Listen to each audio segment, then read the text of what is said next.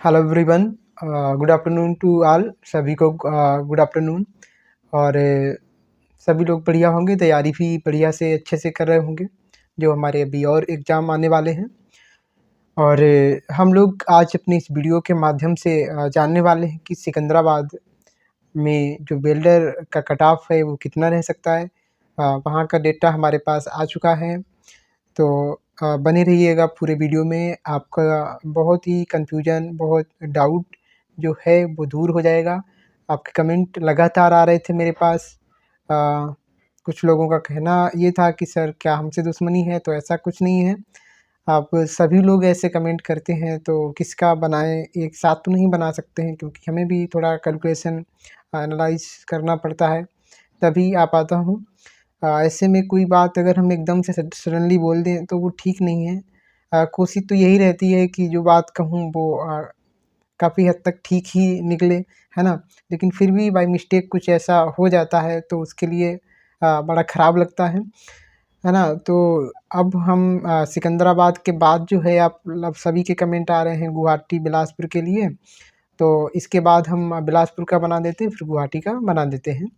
तो धीरे से थोड़ा सा टाइम लगता है डेटा भी कलेक्ट करने में, सब चीज़ों को एनालाइज़ करने में, इसलिए एकदम से नहीं आ पा रहा है वीडियो। तो ठीक है, फिर हम लोग बात करते हैं। हाँ, जैसा कि आपने थंबनेल पे देखा है कि यहाँ पर जो कट ऑफ है, डाटा बहुत ज़्यादा नहीं आया हुआ है और कट ऑफ यहाँ पर आपका कम ही रहेगा। और वास्तव में ईडब्ल्यूएस का जो सिलेक्शन है वो 44 नंबर पर भी होता हुआ दिखाई दे रहा है। अब देखिए, हमेशा अगर ये बात रखिएगा कि जैसे हमने 44 बोला है, तो कुछ बच्चों का 44 में हो सकता है, कुछ बच्चों का 44 पे नहीं भी हो सकता है। उसमें प्रॉब्लम यही आती है कि हर किसी का अगर एक ही शिफ्ट होता, एक ही शिफ्ट में सब बच्चों का एग्ज़ाम होता, तो सबका अगर मैं कहता 44 वाले का हो जाएगा तो सभी का हो जाता।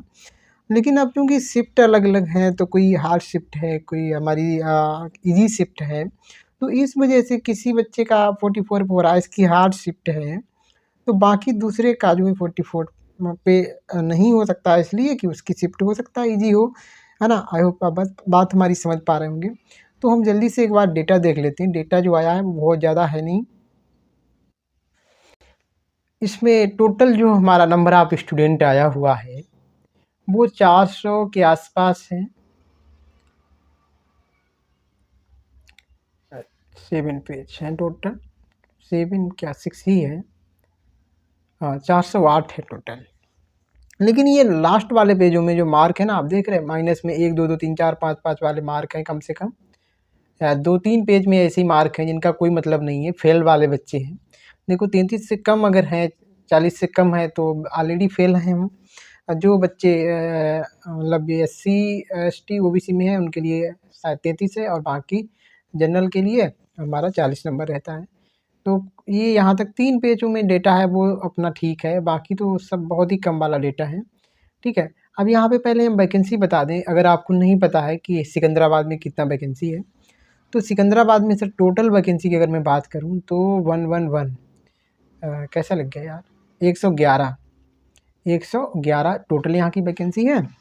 वहीं पे सर अगर हम कास्ट वाइज बात कर लें, कैटेगरी वाइज, तो यूआर की सर 25 है, और वहीं पर आपकी एससी की 6 है, एसटी 6 नहीं, सॉरी ये सारा मटेरियल गलत हो गया, अलग अलग जोन का है ये। टोटल बात कर लें 51 है हमारी यूआर की, 51 यूआर की है। वहीं एससी की है 14 है, एसटी की 9 है, और ओबीसी का 27, एंड ईडब्ल्यूएस का है 10। ईडब्ल्यूएस का सर कितना है, 10 है। सबको मिला लेंगे तो 111 111 इतनी हमारी वैकेंसी हो जाएगी। अब यहाँ पे सर अगर हम बात करें कट ऑफ की कितना रह सकता है। हाँ, कट ऑफ की बात करने से पहले एक बात मैं आपसे कहना चाहूँगा कि देखो, जो लोग वीडियो देख रहे हैं वो लोग हमको कमेंट सेक्शन में ये बताएं कि सर हमने रैंक मित्रा पर या रैंक गुरुजी पर अपना डेटा चेक किया था या नहीं चेक किया था। ठीक है, इतना हमको बताएं कि sir I have also checked my data on rank Mitra और रैंक गुरुजी, मैंने भी चेक किया था, मैंने नहीं चेक किया था, बस इतना कमेंट सेक्शन में लिख देना ताकि हमको पता लगे कितना बच्चा का डाटा यहाँ पर जो हमारे सामने रखा है वो कितने परसेंट बच्चों का डेटा है, 80% का, 90% का, 50% का, कुछ तो आइडिया मिले।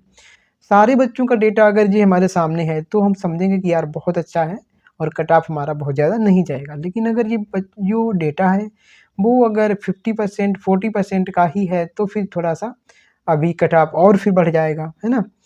तो ये थोड़ी-सी आप ज़रूर हेल्प करना, आप लोग बताना। ऐसा तो नहीं कि बहुत से बच्चे ऐसे हों कि जिनको रैंक मित्रा रैंक गुरुजी के बारे में जानकारी ही ना हो, ऐसा भी तो पॉसिबल है, ठीक है। तो ज़रूर बताना कि सर मैंने भी चेक किया था, मैंने भी चेक किया था, तो एक आइडिया लगेगा कि मोटा-मोटा कि हाँ सब काफ़ी कितने लोगों ने रैंक डेटा अपना जो रैंक मित्रा है उस पर अपना डेटा को शेयर किया है या अपना रिज़ल्ट वहाँ पे चेक किया है। ठीक है जी, बात समझ गए।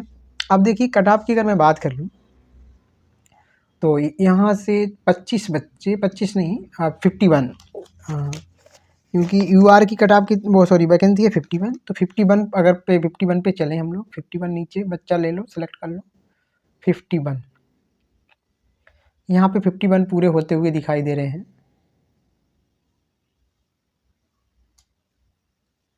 ठीक है, अब ये 51 बच्चे वो हैं जिनमें हर एक कैटेगरी के बच्चे शामिल हैं।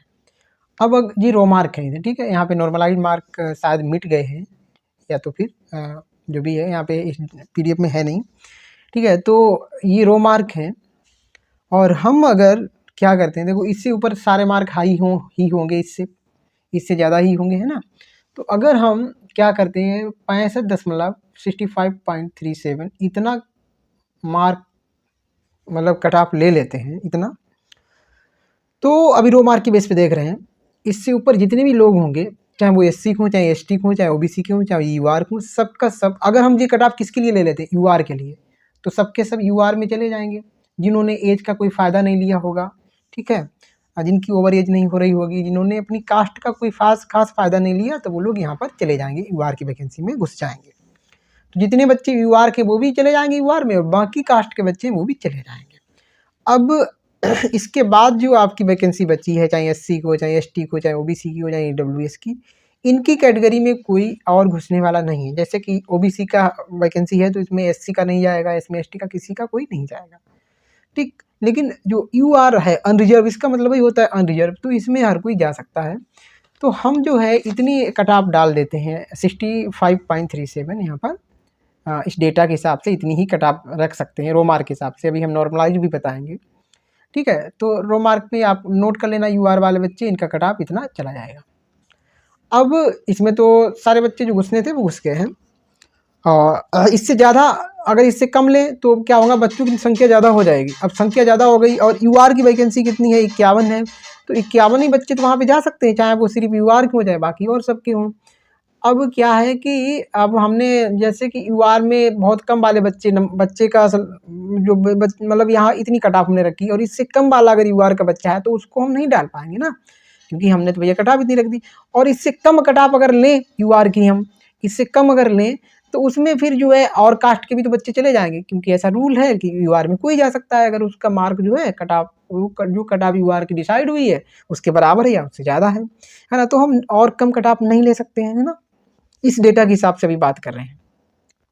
चलिए अब यहीं से क्या करेंगे, जब ओबीसी की अगर आपको कट ऑफ निकालनी हो तो ओबीसी की वैकेंसी है सर यहाँ पर, ओबीसी की वैकेंसी है यहाँ पर 27।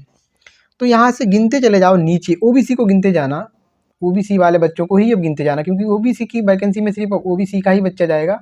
तो यहाँ से गिनना 1 2 करके ऐसे, तो आपकी जो कट ऑफ निकल के आएगी, जो रो मार्क निकल के आएंगे वो आएंगे 59.4, ठीक। यानी कि अगर 60 मार्क है ओबीसी वालों का, 60 है, 60 से ऊपर है, तो फिर आपका सिलेक्शन यहाँ पर होता हुआ दिखाई दे रहा है इस डेटा के आधार पर, ठीक है। एक बार चाहे गिनना चाहो तो गिन लो, नीचे स्क्रॉल डाउन करके, बाकी मैं पीडीएफ प्रोवाइड कर दूंगा, ठीक है। मैं तो कई बार चेक किया हूँ, आप कर लेना इसको। तो ओबीसी वाले लिखने 59 पॉइंट कितना है 4 है, तो हम 60 पूरा मान ले रहे हैं, जिनका मार्क 60 प्लस है वो अपने को सेफ समझे, ठीक है। और यूआर का हमने बता ही दिया। इसके बाद सर अगर हम एससी की बात करें तो यहीं से आप क्या करना, यहाँ से नीचे एससी वालों की जो वैकेंसी गिनते चले जाना, वैकेंसी कितनी है एससी वालों की यहाँ पर 14 है, तो 14 तक आप नीचे गिनते चले जाओगे तो आप पहुँच जाओगे कहाँ पर 52.02 इतने पर, 52.03 इतना, यानी कि 52 पर आपका सिलेक्शन यहाँ पर एससी वालों का दिखाई दे रहा होते हुए, यानी 52 से प्लस आपका रो मार्क है तो यहाँ पे आपका सिलेक्शन होता हुआ दिखाई पड़ रहा है। ठीक है, अभी हम नॉर्मलाइज मार्क भी बताएंगे और पक्का भी बताएंगे कितने पे हो सकता है, इस डेटा के हिसाब से भी नोट कर लो। वहीं ये आप लिख लेना 52 प्लस वाले जो जिनके रो मार्क हैं उनका सिलेक्शन यहाँ पे होता हुआ पक्का दिखाई दे रहा है। उसके बाद हम लोग एसटी की अगर बात करें तो एसटी की वैकेंसी है 9, तो यहाँ से 9 गिनते चले जाना एसटी वालों को। तो नीचे जब आप पहुँचोगे तो आपको मिलेगा आपकी यानी कट ऑफ जो है वो 46 एसटी के लिए 46.38, यानी 47 मान लो, तो पूरा मार्क ले लो, राउंड फिगर में ले लो, 47 पर आपका सिलेक्शन एसटी वालों को यहाँ पे दिखाई दे रहा है होता हुआ। और वहीं पे सर ईडब्ल्यूएस की अगर बात करें ना, तो ईडब्ल्यूएस की वैकेंसी यहाँ पर है सर 10, और यहाँ से अगर आप 10 गिनोगे ना, जो ये जनरल वाली कट ऑफ था, इससे आप ईडब्ल्यूएस वालों गिनते जाओगे तो आपकी कट ऑफ जो है यहाँ पर इस डेटा के हिसाब से आएगी 44.12, यानी 45 मान लो, 45 नंबर पे आपका सिलेक्शन यहाँ पर होता दिखाई दे रहा है। अगर ये डेटा हमारा पूरा 100% है तो इतने रो मार्क आपके हैं तो आपके सिलेक्शन हो जाएगा। थोड़ा सा प्लस माइनस, प्लस हमने इसलिए बताया कि जैसे नॉर्मलाइज मार्क जब निकालेंगे तो फिर जो नॉर्मलाइजेशन जब होगा तो उसमें किसी का मार्क कम बढ़ेगा, तो इसलिए जैसे ये 44 पे हमने बताई, 45 पे बताई हमने ईडब्ल्यूएस की, तो अब 45 में इसका पता लगा कि कम बढ़ा है ना, और बाकी का ज़्यादा बढ़ गया, लेकिन क्या है रो मार्क अभी इसके हिसाब से तो भैया 44 वाले का चाहे बढ़े न बढ़े उसका सिलेक्शन हो जाएगा इस डेटा के हिसाब से। ठीक है, इस डेटा के हिसाब से। बाकी अगर बच्चे और बढ़ जाते हैं, नॉर्मलाइजेशन कुछ इसका मार्क बढ़े न बढ़े इसका सिलेक्शन हो जाएगा इस डेटा के हिसाब से। और बाकी अगर बच्चे हमारे बढ़ जाते हैं, मतलब ये डेटा अगर सारे बच्चों का नहीं है, तो ऐसे में क्या होगा, आप कट ऑफ मार्क कितना सभी का हम बता दे रहे हैं कितना यहाँ पे जा सकता है। तो U R SC, ST, OBC और ईडब्ल्यूएस। देखो यहाँ पर ये भी रहेगा कि कुछ बच्चे दूसरी पोस्ट पर भी जाएंगे बिल्डर को छोड़ करके, अभी तो हम ओरिजिनल बिल्डर की बात कर रहे हैं ना। तो यूआर वालों का जो कट ऑफ है यहाँ पर बिल्कुल, अगर आपका यहाँ पे 66 प्लस रहेगा तो बिल्कुल आपके चांस रहेंगे, बच्चे ज़्यादा आएंगे तब भी बहुत ज़्यादा ना आ पाएँ। ठीक है, और पूरी संभावना यही कि इतने पर आपका सिलेक्शन हो जाएगा।